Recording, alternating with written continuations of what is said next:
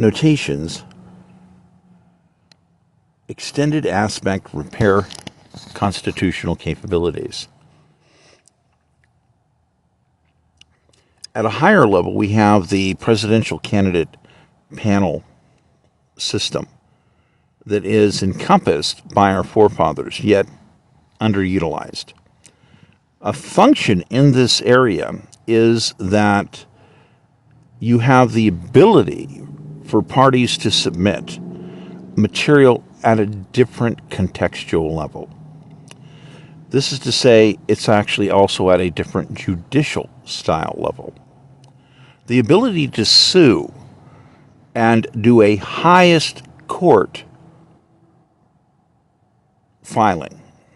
The respective style here is that the afforded abilities that the forefathers put forth for invasion, insurrection, rebellion deal with presidential candidates needing only verbally proclaim to be able to take action, to get involved, to have all funding guaranteed by the United States. In this, there are different aspects that we can look at that can be more practical. There's also the aspect of understanding that literally there is no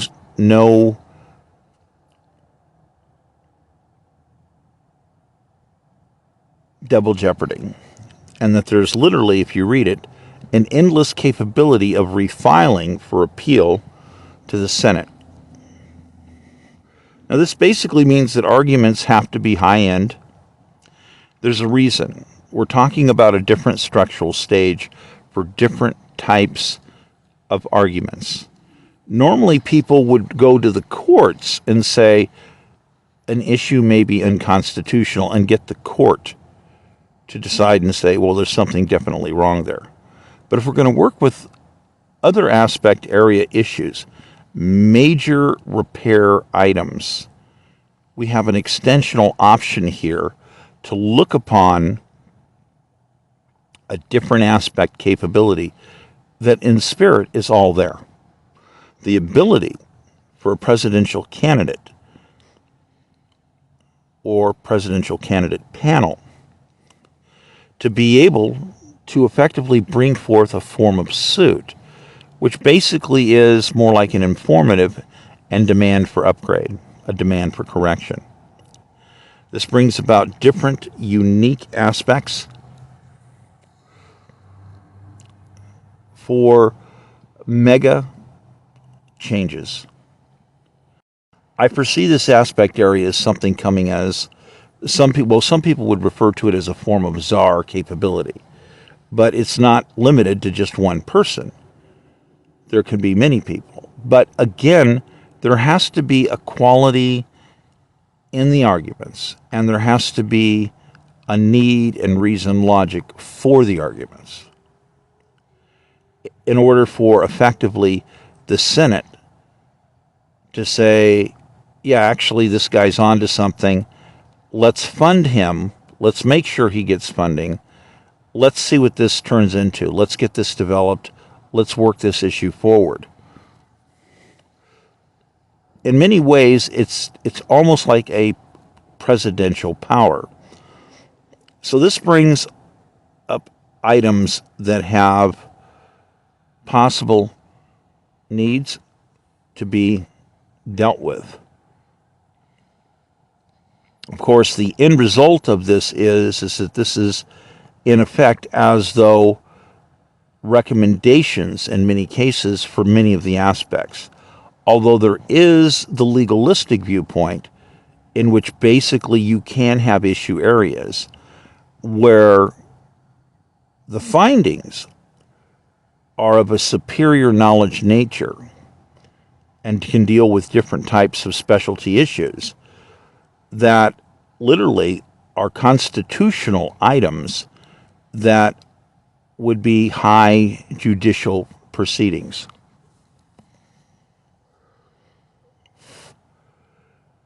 This is to say, it can be similar to a court looking at an issue and saying, oh, this issue is not constitutional, we're ordering it changed.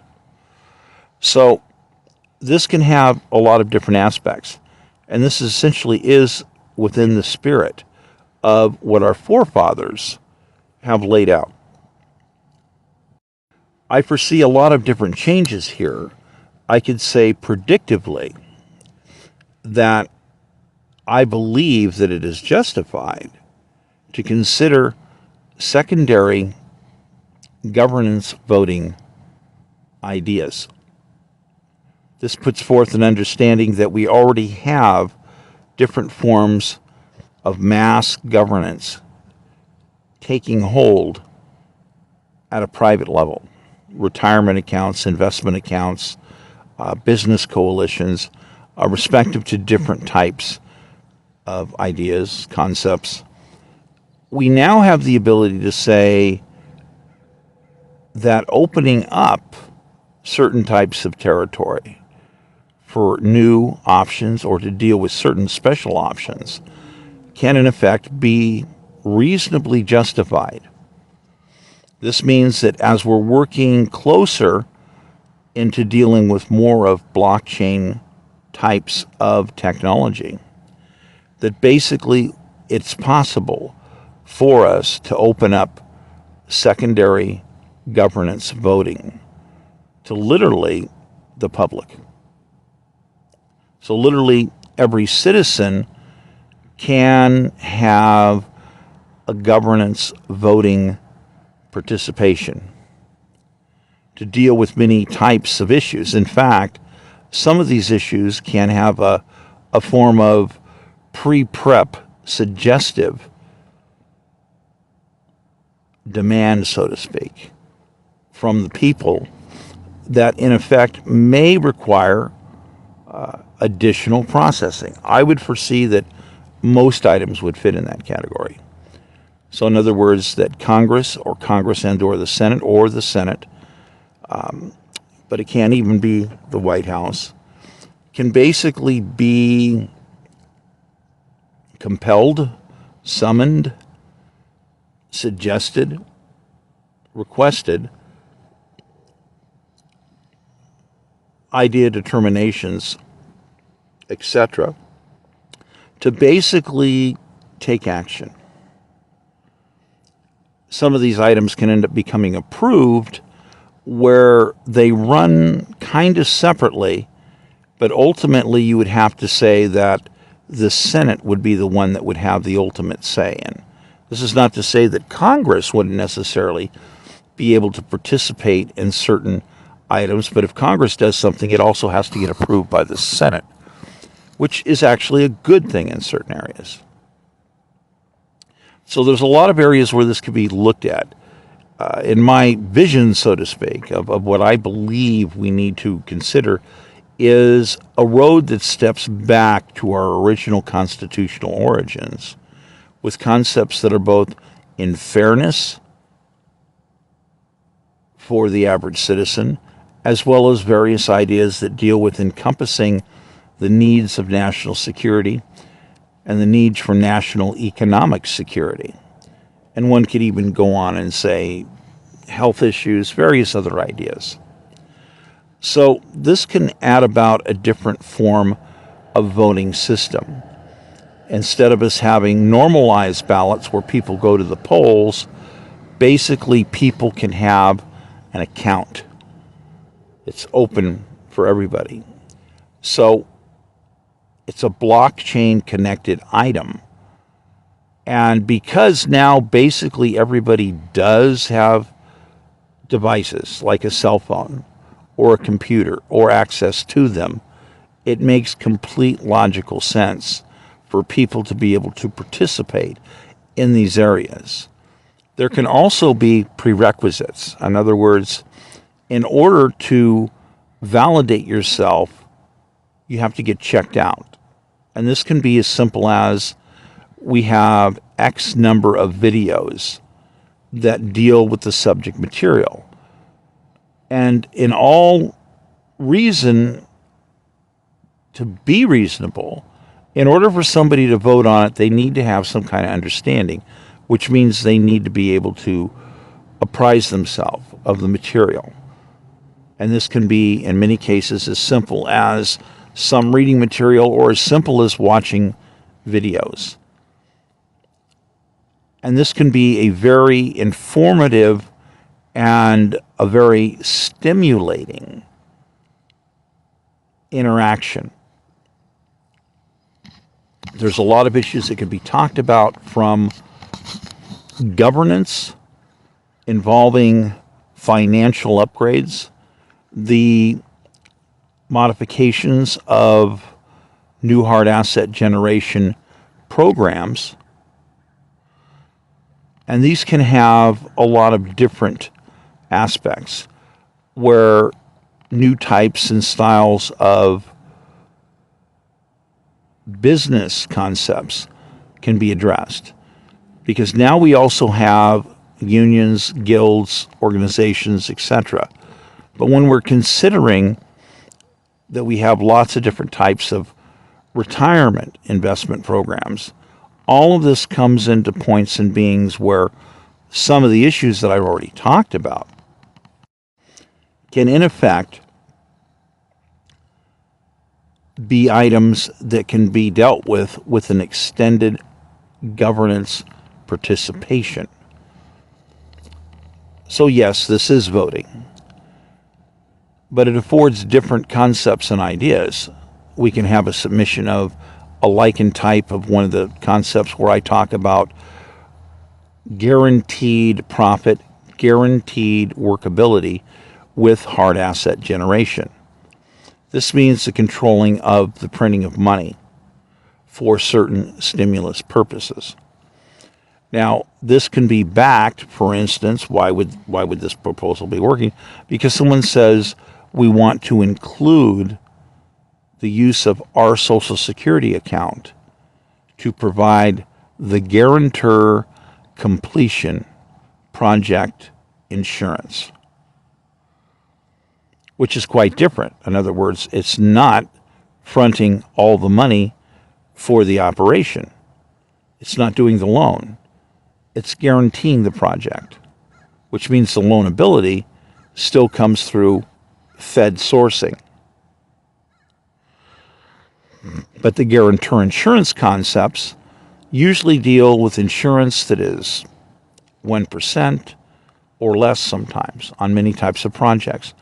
More elaborate projects would require a higher percentage for the project. But in essence and in spirit, we're now talking about the ability for citizens to say, I'm open to a plan that could affect 5% of my Social Security retirement. But this plan means we're buying stock, we're investing into a proposal of mass economic development. And this is a symbiotic style opportunity in many ways, because there's a lot of ways that proposals could be very solid and have very positive aspects. We also have other types of possible agreements. When we're looking at a national level and the average citizen having a potential 45-year work history, that means that, again, we have a bankability, as though I've talked about it before, regarding the labor having a currency valuation, a credit rating, a right of bankability of the average citizen to say, we all collectively want to participate in a project that makes logical sense, especially if the project is a stimulus project that is also something that produces stock and residuals. Say, for instance, collectively, the people in this type of secondary governance system decide that they want to do another land acquisition. In the past, our examples are the Louisiana Purchase. Obviously, that was an incredibly lucrative real estate deal. I don't think anybody can deny that that had an incredible lucrative value to it. And again, with Alaska and many other, I'd say about 20 other different land acquisitions had some sort of realization that had a logical sense to it. Although some of them were different styles of items. We got territory from Britain going into World War II, where Britain wanted to show in earnest that they were very serious about the forward success plan of the Western world. And there are aspects in good faith to turn over certain lands and territories to the United States was actually the largest overall land surface acquisition that has ever occurred in the United States. But of course, many of these acquisition areas, they're a strategic territory. They're not exactly something you'd say, oh, this is great. Look at this. It's got rivers and streams and trees, and we'll just build houses and farms. And doesn't quite work that way on many of those type of aspects. But they are strategic holdings. So there's a lot of different territories that we can look at here. And in the future, we need to encompass future realities that can be very practical. Obviously, in 100 years, I would say that it would be considered lucrative for citizens to collectively say, we want to do a mass mining aspect, respective to mineral harvesting, which could be, well, mind-blowingly successful. If all of a sudden, we've basically agreed to a plan to harvest $800 trillion in gold. This is something that could be lucrative beyond most people's comprehension. Change the nature of currency, the backing of currency. But there's other aspects. We can look and say, what about the Mars aspects? The development of a new planet. These deal with a lot of complexities and not necessarily immediate guarantees for profit. Although that's not necessarily the rule. There can be a project where people notice certain types of minerals, and there could be new types of systems. Let's say systems that become 70% electric driven, which will be a game changer in the understanding of space lifting systems. I've delved in looking at a bit of this technology myself. I have ideas. And I'm sure that there are lots of people that have ideas. And inevitably, technology is going to move forward and provide something in these areas. I believe this is inevitable. Of course, 100 years from now, people might be laughing at me. But as an example of something that could logically happen, that could be very important, that can open up a lot of different aspects, there's a difference between saying just allow private enterprise to do it, or say, wait a minute, we need such a mega investment leverage arm to do something like some of these ideas, that it's going to require mass numbers of people to involve themselves. And this is where unions, guilds, or the entire population, the entire collective citizen pool could step forward and say, we want to help co-write this. So these are areas that I believe need to be tabled, or, if pardon the expression, in law that's confusing at the higher levels. These items need to be brought to the action table for tactical table assessment and possible deployment. These examples and notes now serve as a guideline to talk about different types of options. So we've talked about some of the legalistic areas of effectively having as though a lawsuit that is a corrective investigation measure being sponsored on large mega items to be evaluated in different ways that can have a constitutionality factor to them, that can have a completely different level of addressing compared to just doing a normal court filing through the court system, because there are items here that are vastly more complex than just going into the court system and doing a simplified ruling where it's, oh, this is unconstitutional, therefore we have to do a corrective. So this can have a mass aspect area obviously opened up. And we need people to basically have a sponsorship participation level. And I believe our forefathers have clearly indicated this respect to special presidential candidate powers. And those are connected to invasion, insurrection, and mass rebellion. So basically, actually, it states rebellion, but I believe that's both rebellion and mass rebellion. So basically, this brings about an entire different encompassing of an area that says that people who are violent insurrectionists cannot participate as somebody stepping up as a clear, forward-moving candidate addressing repairs. Whereas parties that would be within the constitutional framework but that would not be disqualified clearly should have some right consideration. I realize that this could be something that is generally looked upon as something that can become very complicated, but it doesn't have to be. And with AI reinforcement, we now have the capability of mega projects stepping up, being able to address items at levels that other people have never conceived.